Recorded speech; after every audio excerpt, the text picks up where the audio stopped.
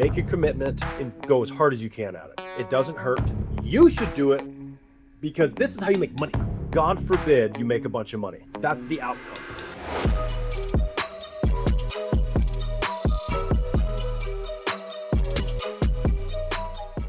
We do activities, right? We dial, we do open houses, we add our friends, family, neighbors, coworkers, maybe people that we don't like to our database. And then it's contract time, right? All of these efforts end up right here. This is where the rubber hits the road, right? If Jenna's my buyer and we do a buyer broker and I do a shitty job, she says, hey dude, just piss off. Go away, you suck. Okay. No harm, no foul. Now I'm out some time. Jenna thinks I'm a dum-dum, but there's no real world consequences. The consequences start when we write an offer. Okay, now you are representing someone. This is a final agency acknowledgement. And if you screw this up, you could screw up hundreds of thousands of dollars. If they close on a deal and it's not what they thought it was and things weren't properly disclosed or you didn't negotiate the way you were supposed to, you didn't do what they asked you to do, now you've got a $563,000 problem. And it's actually more than that because the buyer had closing costs probably of $15,000. They paid insurance, maybe they've painted the house and they're not happy with it and it's your fault. You got 600 G's to make it right? Just stroke a check and end up with a house? See, now we got real problems. Then attorneys get involved. People sue you. You're in front of a judge trying to explain what happened. And then there's monetary damages at the end of that. Hey, you screwed up to the tune of $173,000. You owe these people $173,000. You think it's important to know what's in its contract?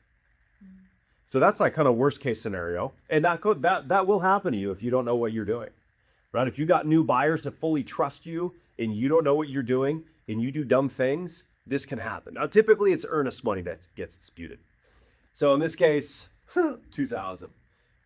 Typically, right, it'd be $6,000 you got an issue with. Still, you want to write a check for $4, $5, $6 grand? Now, mind you didn't make your commission. You didn't make your 15. Now you're down 5. And you've been working at this for a year. And you're like, wait a minute, I was supposed to start making money. Now I'm out because of the contract. This is the gravity and this is the importance of it. And you guys don't understand it. And it terrifies me.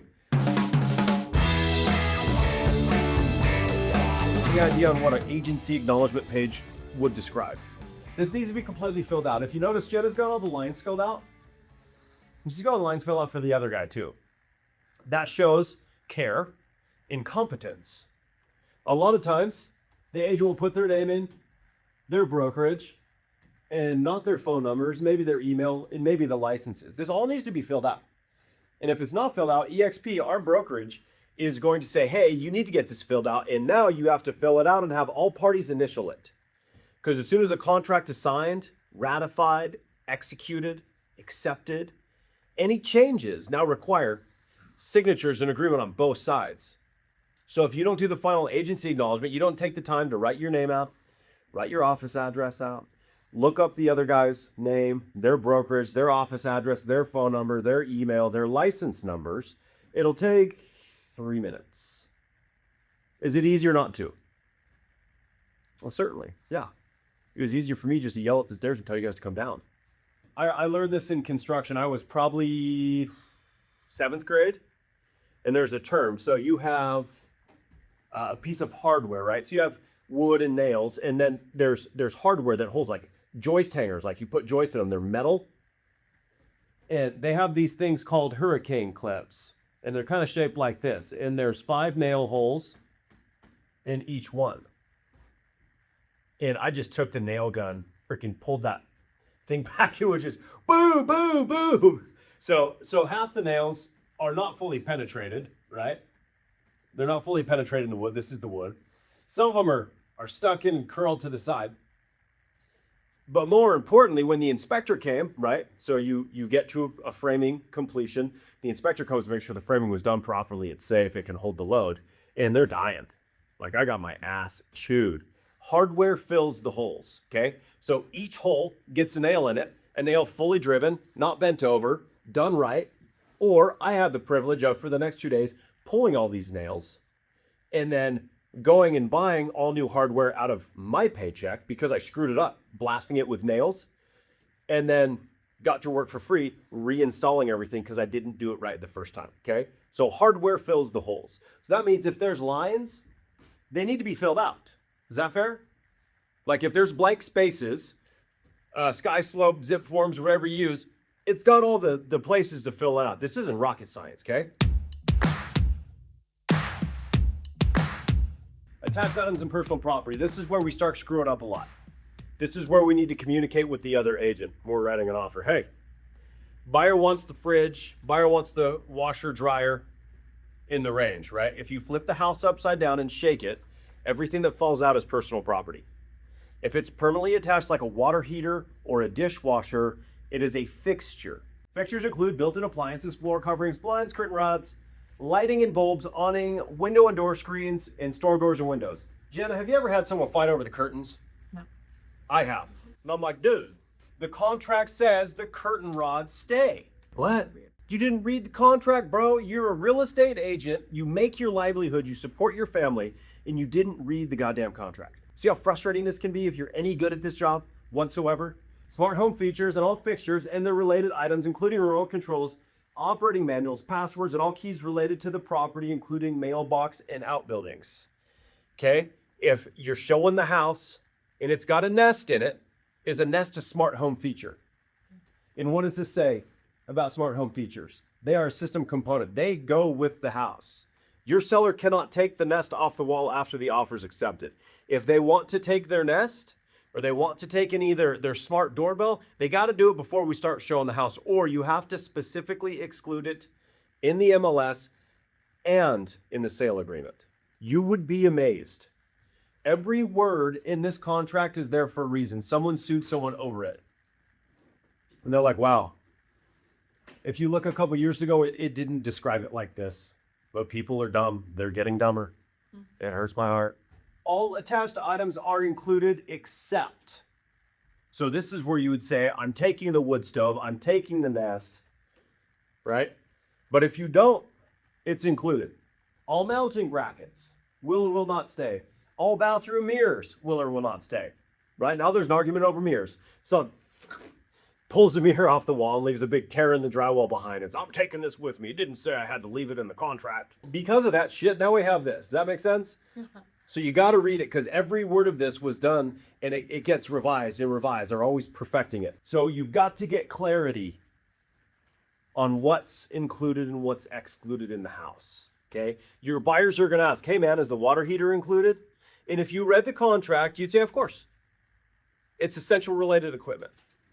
Or if you haven't read the contract, because you guys are so busy, right? No one has any time. Then you say, oh, I don't know. I'll have to ask somebody else. Right? And the more time you say, hey, let me get back to you on that. Let me ask about that. Their confidence drops. They're like, I think I'm going to find somebody else. That happens a lot. I don't know. Let me ask. Yeah, I'll get back to you. I'll get back to you. You got to know this shit, right? You got to be prepared for it. Because every time you don't know an answer, the dumber you look to the client. So you did all the work. But you're too lazy to read the contract. You look like a ding dong in front of your client. You lose the client. Your aunt goes, Isaiah, I love you, man, but I don't think I can work with you. I don't feel confident you know what you're doing. What do you say? What's your rebuttal to that? Right? Don't let that happen. Personal property refers to objects not permanently attached to the property. This includes, but is not limited to, freestanding furniture, which may be secured for safety reasons by anti-tip devices, freestanding appliances like sliding refrigerators and ranges, and hanging items, such as artwork, decorative items, and other portable items. Natasha, probably your place, you got a range, right? That has an anti-tip device that holds 1 foot from tipping over, but that's personal property because it plugs in. The range is not permanently attached, so you need to ask for the range. Now, if it's a cooktop, that's permanently affixed. You pull it out, it leaves a massive hole in the countertop and guts underneath. That is essential related equipment. Is that fair? But it describes, in pretty good detail, artwork, freestanding appliances like fridges and ranges. So you know those don't go unless you write it down here. Washer dryer would be the same thing, right? Isn't that nice? The buyer says, hey, Make sure you include the washer dryer. Okay, I got the offer written up, ready to go. Okay, I trust you, Isaiah. I signed it. Closing day comes. Oh, my favorite. I love the post-close harassment that happens. You just close the deal, the buyer's agent's calling you, or the buyer's, hey, the house is dirty. Because you didn't do a walkthrough before close. Hey, you said you were going to get me the washer and dryer. And they took the washer and dryer. You're like, oh, shit. And you go back, you didn't put it in the offer. What are you going to do? You owe these guys a washer and dryer. So you just made $6,000 selling this house, and you get to spend $3,000 on a brand new washer and dryer for your folks. Just you forgot. It was just a stroke. That's it. Washer and dryer. How long until you type that? So another part of this, you got to slow down. Okay. When you guys are writing your offers, send them to me for review before you send them for signatures. And I'm probably going to have a lot of questions for you, because you should have a lot of questions for your buyer, and you should have a lot of questions for the seller's agent before you go writing an offer, right? The less you communicate prior to, the more problems you're going to have. Now, buyer representation of funds.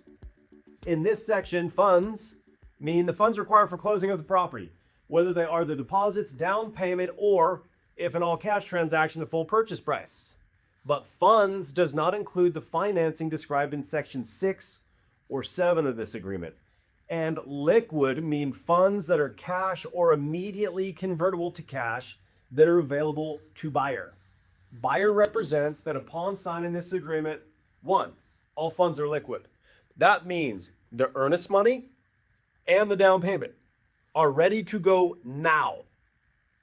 You've got to ask your buyer, hey, do you have the money in the bank now?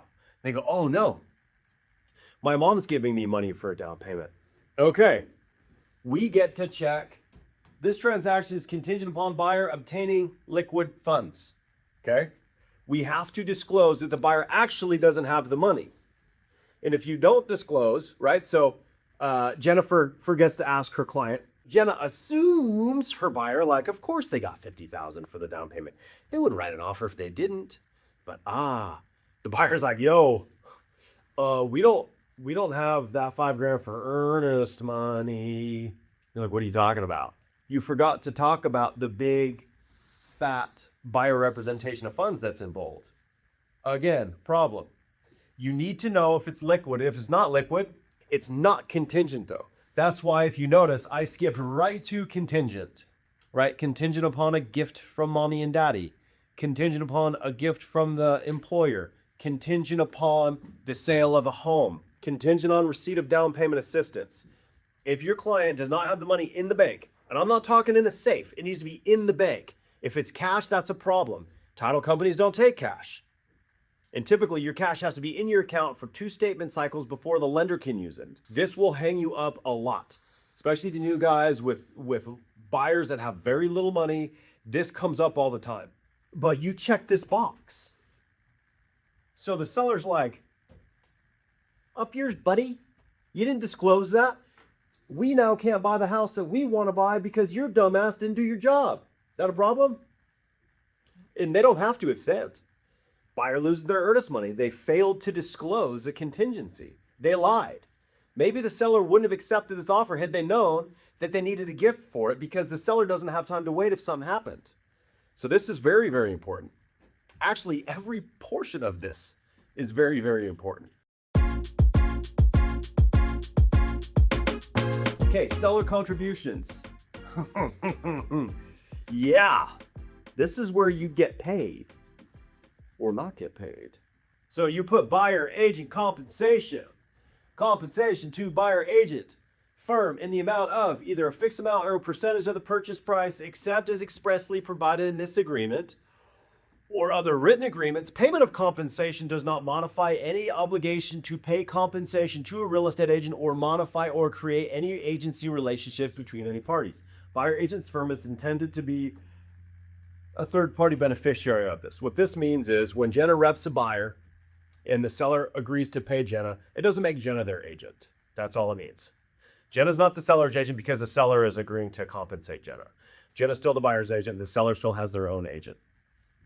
A lot of times compensation could imply agency, so it has to make sure Jenna's not the seller's agent. She's only the buyer's agent. This is where you ask for closing costs. This is where you call the lender up. Yo, lender, I know you've been working with this guy for a while. Where are we at? Like, what do they need? Okay, you're saying they're putting 20% down. They need seller credits? Yes, no?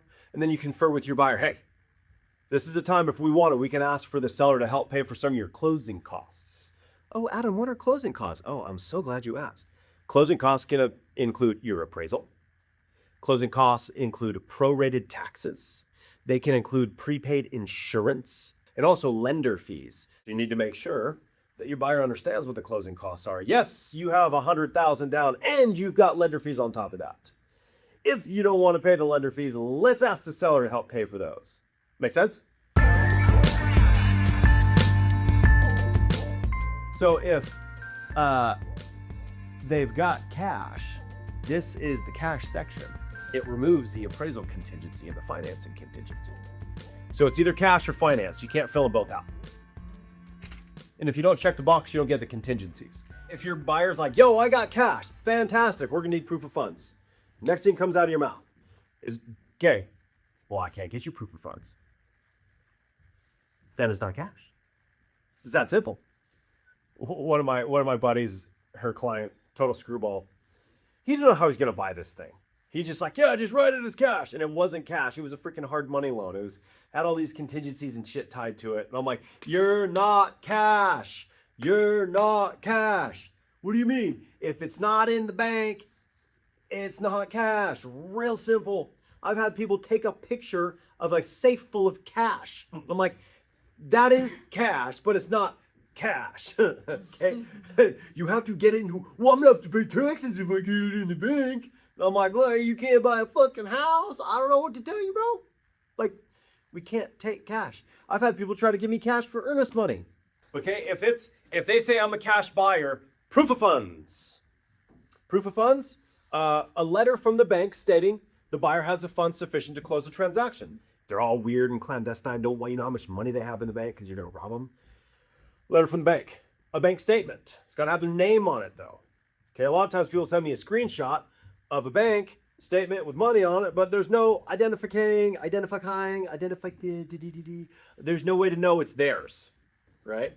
It's like, we need your name on it, right? So if it's cash, they have to have verification of funds. If the verification is attached to this agreement, seller may notify buyer in writing of seller's unconditional disapproval of the verification within 2 business days if not filled in, which is the disapproval period following its receipt by seller.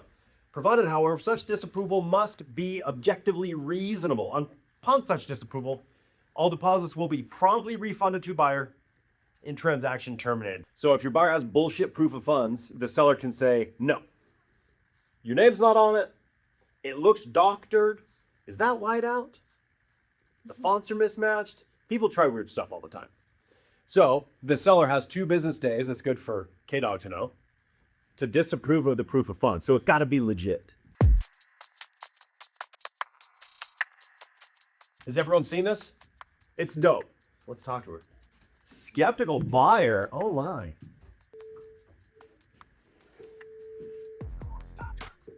Good morning, Fred DeCow speaking. Hey Fred, this is Adam Rutledge, local real estate agent. How are ya? I'm all right. What's this about? I'm actually in the middle or something. Hey Fred, I get it. I saw you on our website last night looking at some houses. Want to check in and see how I can help you. I was just browsing, really. I'm not sure what kind of help I need. Sure, yeah. Yeah, we don't know what we don't know in this industry. If you were to make a move, would it be this year or next year? Maybe next year. I'm just trying to get a feel for the market right now. Absolutely. Any burning questions you have that would help you get a feel for the market? Not really, I guess. I'm mostly concerned about interest rates. The monthly payment is just too high because of the interest rates. Man, I hear you. Yeah, I remember the good old days in 2021 where rates were 3.5%. It's pretty wild. Did you know a fun fact that every 1% an interest rate goes up, your monthly payment loses by 10%? I didn't know that, no. Yeah, so I hear you on the interest rate thing. Tell me, are you currently renting or do you own now? I currently rent. Okay. Do you know what the interest rate is on your rent payment? I don't think rent has an interest rate. Yes, I think it'd be fair to say that it's 100%, right? Because you don't get any of that money back. I suppose so. Yeah. I mean, the reality is rates are coming down, and we're thinking that Q1, so the first quarter of 2025, is going to be a really good time to buy. And if that's the case, I think we should get together before it's a great time to buy to make sure we have a good strategy in place to make sure we can get a win for you. I'm not sure. I don't really see the value in talking now if I'm not planning to buy until next year. Sounds like a waste of time. Hey, I hear you, man. Would it be all right if I maybe touch base with you in a few weeks when it gets a little bit closer to the end of the year? If now's not a good time? Sure, I guess that's okay. Okay, cool. So maybe around the first week of November, would it be all right if I gave you a buzz? Yeah, that should be fine. Okay, Fred. Well, I'll call you the first week in November. If anything pops up, I'm going to text you my contact info now. So, something awesome, pops up on your radar, I'll be around to help you out. Okay, sounds good. All right, we'll talk to you later. Okay, bye. That's the AI coaching, right? And now it's going to tell me how shitty I was. I probably missed a lot of stuff. So I got a 7 out of 10. So I missed opportunity to deepen engagement on the timing objection. It gives you feedback, right? So we're going to make our 5,000 dials. Let's warm ourselves up with some AI coaching calls first. These are from real phone calls. So, right, Brevity records everything and then they process it. And these are real phone calls. These are real buyers. These are real conversations. If you noticed, Fred is a skeptical buyer. He came from a pay-per-click ad. He's an internet lead. You should do it because this is how you make money, right? But I beg you all to sign up. It doesn't hurt. Make a commitment and go as hard as you can at it. God forbid you make a bunch of money. That's the outcome is you make a bunch of money. Is that okay? We here to make money? It's like why we have to know about contracts and stuff. Because we don't want to do all this work and then screw it up there. A lot to learn. YouTube real estate. AI coaching's dope. Who likes that? You too nervous to role play with anybody? So you go hide under your desk, little teddy bear, and then you call your computer. It's sick, right?